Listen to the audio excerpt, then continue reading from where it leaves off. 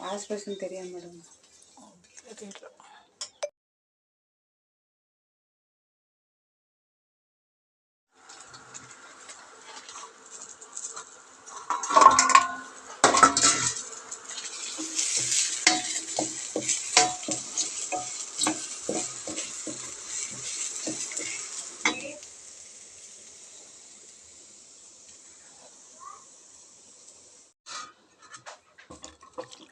சுடு தண்ணியில் இப்படி கருவாட்டை நல்லா அலசி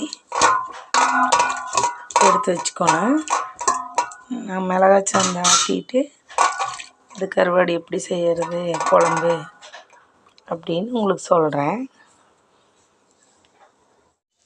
நாங்கள் எப்போவுமே மீன் கருவாடு குழம்பெல்லாம் வந்து தாளித்து மட்டன் எப்படி தாளிக்கிறோமோ அந்த மாதிரி கொஞ்சம் எண்ணெய் நெய் போட்டு சாந்து ஊற்றுறதுக்கு முன்னாடி இப்படி மீனாக இருந்தாலும் கருவாடாக இருந்தாலும் இந்த மாதிரி கொஞ்சம் எண்ணெயில் லைட்டாக தாளித்ததுக்கப்புறம் நம்ம அரைச்சி வச்சுக்கிற சாந்து புளி எல்லாத்தையும் இப்படி உள்ளே ஊற்றி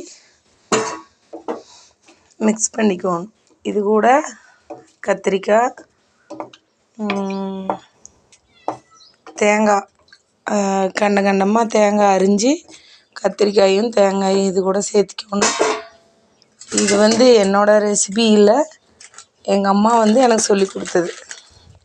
எங்கள் அம்மா இந்த மாதிரி கருவாட்டு குழம்பு செஞ்சாங்கன்னா ஒரு வாரத்துக்கு வச்சு சாப்பிடுவோம்.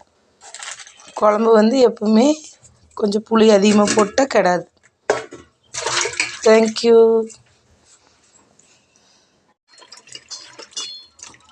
இந்த மாதிரி பெருசாக கத்திரிக்காய் தேங்காய் எல்லாம் இந்த குழம்புக்குள்ளே ஆட் பண்ணிக்கணும்.